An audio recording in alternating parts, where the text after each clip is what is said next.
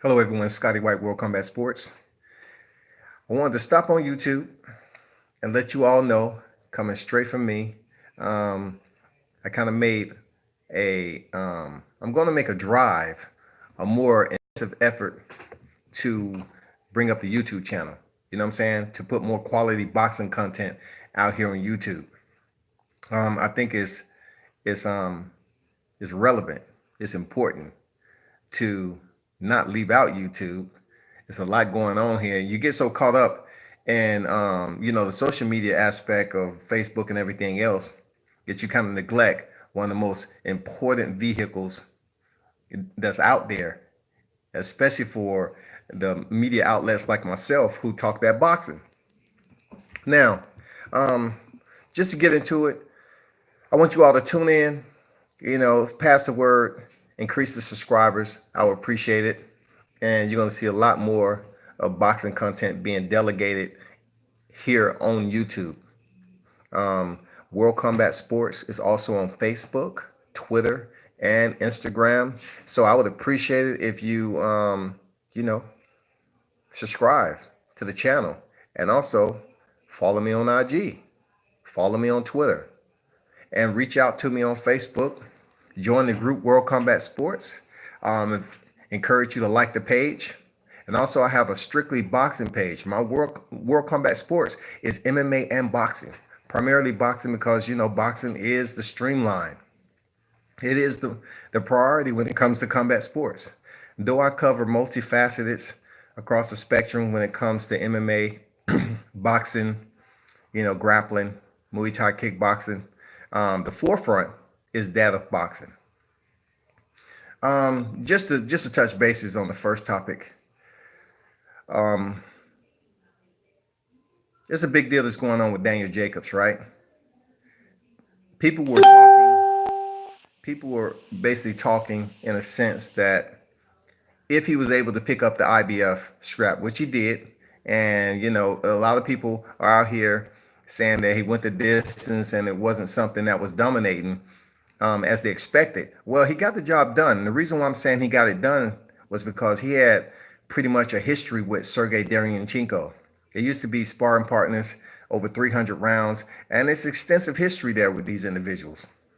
So when you look at him going in there and fighting someone who had familiarization with him, he did what he had to do. He dropped him, when he needed to, and he finished the fight and left no doubt. Even though it was a split decision, and a lot of people had raised eyebrows, like Daniel Jacobs is going to get robbed or something. I didn't think he went in there and just absolutely dominated the fight. I just didn't see it. I want to give him much credit, but I just can't sit here and be ex parte as if I didn't look at what was going on in the ring. So, hey, Daniel Jacobs got it done. Salute to him. Congrats. Let's move on to what's the potential of him in the middleweight division. Okay, we already seen the upset, with Yoda Murata being upset by Rob Grant, who picked up the WBA regular. It's a WBA regular. I know they speaking about it online. Oh, you picked up the WBA title. Okay, it's the WBA regular. It's not the super. So what's next for Daniel Jacobs when it comes to uplifting the middleweight division with the potential opposition that's out there right now, like the Charlo, like the Demetrius Andrade, who you the fight fans would like for Daniel Jacobs to fight next? Chime in, leave your comments because it's been back and forth. First Daniel Jacobs say in one media outlet he would most definitely want to fight Jamal Charlo because it's personal and they do have a history. As a lot of people are still talking about, they want to mention how Daniel Jacobs pulled up on Charlo in the hallway and Charlo seemed like he was fearful, submissive, and all this other stuff. Quite different than he usually is as an extrovert. You know what I'm saying? Quite different than what we see from him talking. But I tell people all the time, I believe he handled the way it's supposed to, both fighters. It wasn't nothing that outweighs the other. They just basically handled the fight as two top tier fighters in the sport of boxing the way it's supposed to. Now, those who were surrounding them in that particular circle would have made it worse than what it was.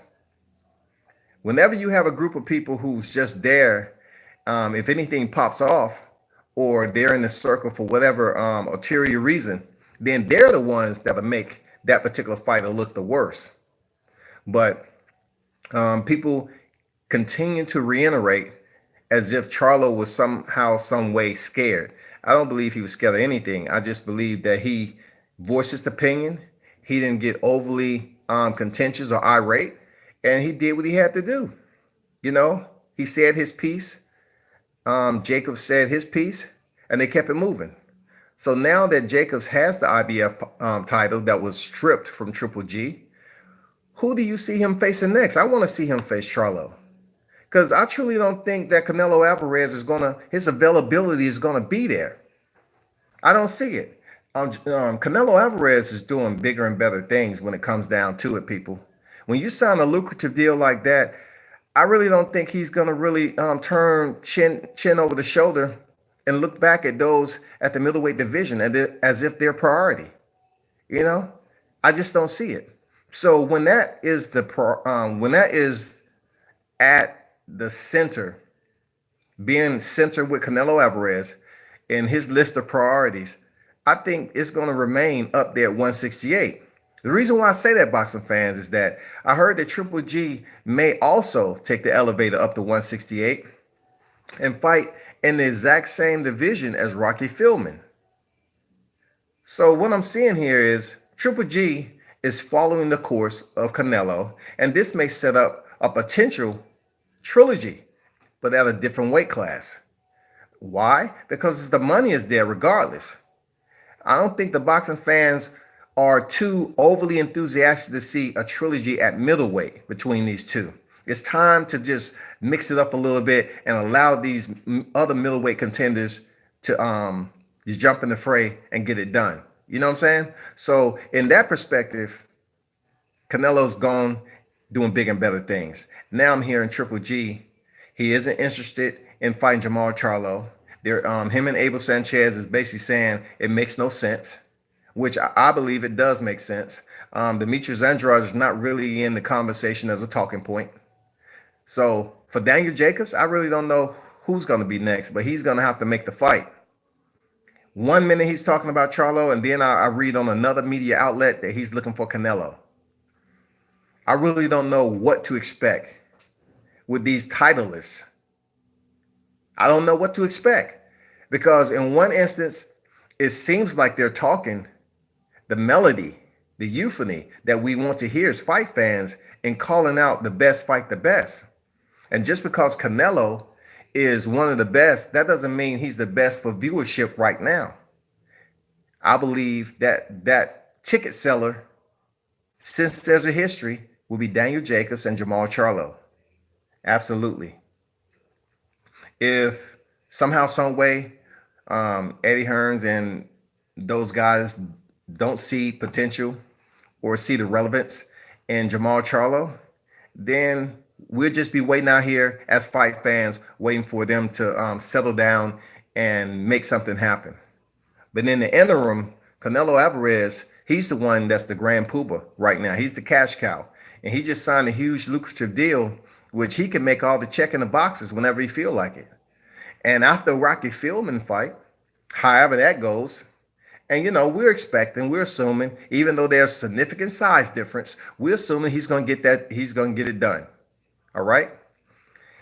Below that, Triple G, he'll come back around whenever he comes back around, people. You know what I'm saying? Whenever he chooses to come back around and we see who he's facing, then we'll know what's the next move for this guy. Right now, all I'm hearing is no, no, no. He doesn't want to face anybody at middleweight. I think he's confused. I think he's at a point in his career where he's looking for a paycheck. I don't really see him believing in himself that he can go back in there and face a young gun like Jermall Charlo and have success. Face a guy like Daniel Jacobs again. I think he truly know that's a tough fight, and he doesn't want to go in there and face Daniel Jacobs again. And he doesn't want to give Jamal Charlo the opportunity at all. So I would be like, well, what's next? What's next? You know, you're not going to give Demetrius Andrade. You know why? Because he's the WBO, and him and Abel Sanchez don't think that Demetrius Andrade has really earned to step in the ring with Triple G. I'm serious. He's been on hiatus. He's just returned. Billy Joe Sanders was stripped, and a last minute replacement stepped in. So therefore, he knocked out the last minute replacement as he should. But yet, when it comes to fighting another potential for a higher purse, a lucrative, more astounding type of recognition, he's not going to get it for Triple G, because Triple G is basically think he's entitled. He believes that he's at that point in his career that he doesn't have to give opportunities. So that is what it is. You know, it's disappointing, but we're going to have to wait several months down the road and see what the middleweight division meshes together. You know, it's going to be a patience game here. Period. What else? The welterweight division. I talked about this before, and I let it be known that there's a lot of smoldering, you know, like little small fires that's burning in the welterweight division. There is. There's absolutely enough fires to cause an inferno, but it's not going to happen because they're so far apart. They're so far apart from being made. You know, everybody wants to see Terrence Crawford and Errol Spence. I don't see it happening anytime soon. From what I'm hearing, the Errol Spence and Mikey Garcia is going to vacate the IBF, and then, you know, in his process of moving up 2 weight classes to face Errol Spence for his IBF title. Now, granted, I'll keep it honest there, people. I don't see Mikey Garcia having remotely I'm talking about any type of smidgen of opportunity to defeat Errol Spence Jr. I don't see it. I do believe that the fans, especially on the Mexican side and the American side, will come together and put butts in the seat to come see this fight. But in all actuality, I do believe Mikey Garcia will make the fight interesting early on. I do believe so. But what I also understand is that I haven't seen Errol Spence really get tired to the point where Mikey Garcia can take advantage and insert or execute that sound, technically fundamental boxing that we know him. We're talking about a 4 division champion in Mikey Garcia. He has more badges of credentials than Errol Spence Jr. Believe it. So him stepping up to the much bigger guy in Errol Spence Jr., it seems preposterous, right? It seems like, why would you do this except for a big check and to say you expose some loopholes in Errol Spence? Does Mikey Garcia at 147 have enough in his skill set and experience as a veteran of boxing to shock the world? Because it will be a shocker if he's able to go in there and even go the distance with Errol Spence, right? I believe I'm keeping it 100, right? If he goes the distance with Errol Spence, moving up 2 weight classes for the first time against one of the most dangerously, you know, promoted fighters out here. I'm talking about in the talking points and conversations of many boxing critics that Errol Spence is one of the most dangerous. If Mikey Garcia comes up and go the distance, I believe he win if he loses. I believe he win if he loses. Now, granted, do I believe that Errol Spence is going to punish this guy? Yes, absolutely. I believe Errol Spence is going to prove a point. You know what I'm saying? I believe he's going to try to make it a statement that Mikey Garcia never should have took the fight in the first place. That's what I gather. And you know, transition to the heavyweight division. Yeah, we have Deontay Wilder and Tyson Fury that's going on in December 1st. I'm a little bit disappointed in not seeing much more training videos from Deontay Wilder, the US WBC heavyweight champion. I see all these training videos of Tyson Fury, but you have to do more, man. You have to put more training videos out there. If it's mitts training or whatever, forget what everybody's saying, Deontay.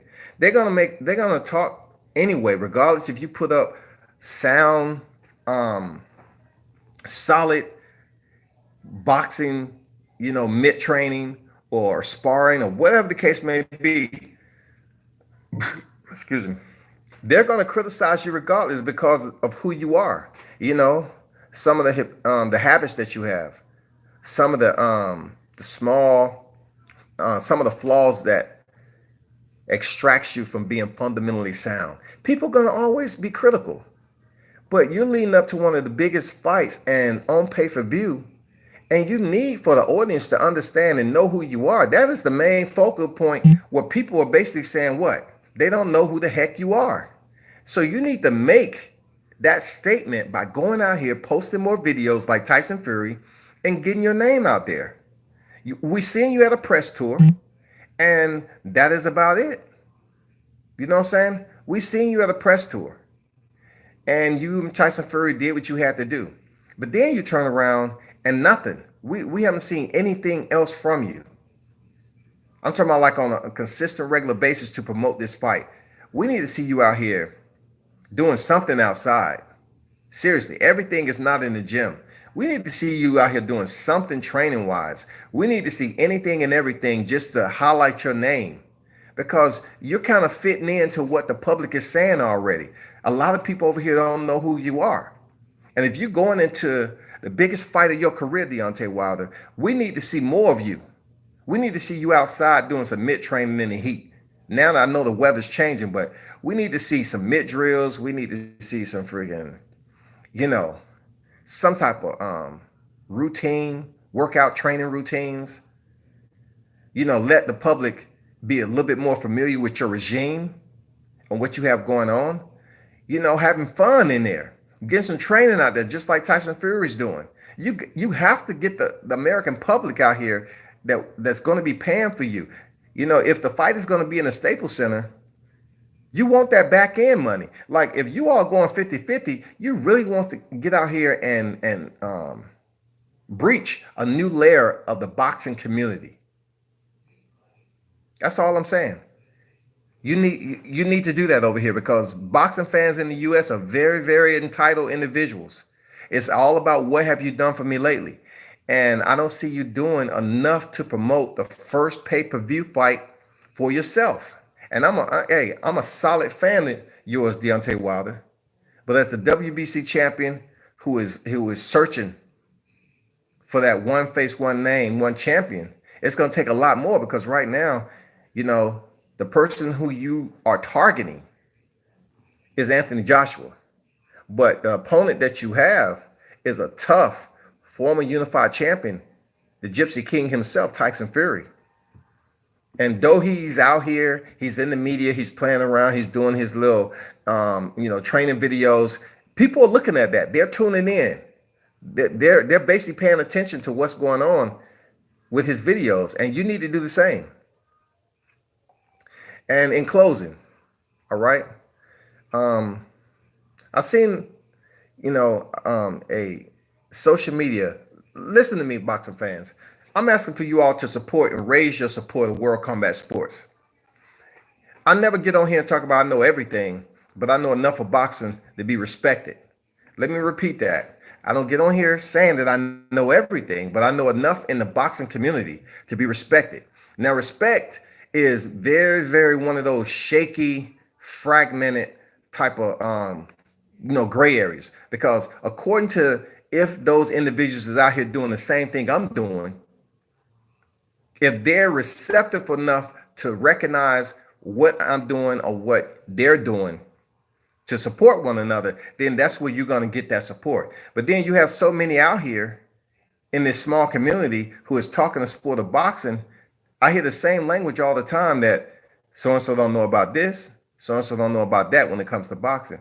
It's always going to be someone out here that don't know what you think they should know. But when it comes down to it, I've seen enough one-on-one, mano-a-mano videos where it's all about out-talking. It's all about over-talking. It's just all about disrupting the dialogue that's going on between two people out here on social media talking boxing. So it becomes of Who has enough energy to sustain the sparring section, the verbal sparring session on one another? That's all it is. That is all it is, people. And to me, that is just nonsense. It's foolishness and it's pointless, and it does nothing to the small community of combat sports media that's here covering the sport. So I ask you, I encourage you, the fans, whether it's on Facebook or here on YouTube, subscribe to the channel. Go out there and look me up on Facebook. Tune in to my live videos. Because believe me, I know enough to be respected at what I do in boxing. There's always going to be someone out here critiquing if you don't have, vulgarity in every other sentence. But yet and still, if you out here articulating yourself and you're out here expressing in a thorough manner, you know what I'm saying? You're edifying, you basically doing your research, then they have a problem with you not being so-called interesting. I don't care. It's all about getting a message out about your topic, my topic of discussion, their topic of discussion, whatever, in combat sports. And that is my priority there, fight fans. To reach out to more and more individuals out here in the community of boxing. And I have to ask for you to support me. I'm not going to ask for everyone else is out here doing the same thing to support me, because it's not that easy, and they're not going to support you. So I'm looking for you, the fight fans. Tune in to World Combat Sports. It's always appreciated. I show my gratitude. I thank you all for tuning in to the channel, and I will definitely be more of a presence here on my YouTube channel, talking about the fights that's upcoming. And also be sure to tune in when I go live on Facebook. I need your participation. I need your interaction. I love engaging the fans because it's education. That's what it's about. Us educating one another. That's what it's all about. So do me that favor. Salute to everyone. I appreciate it. And we will do this again.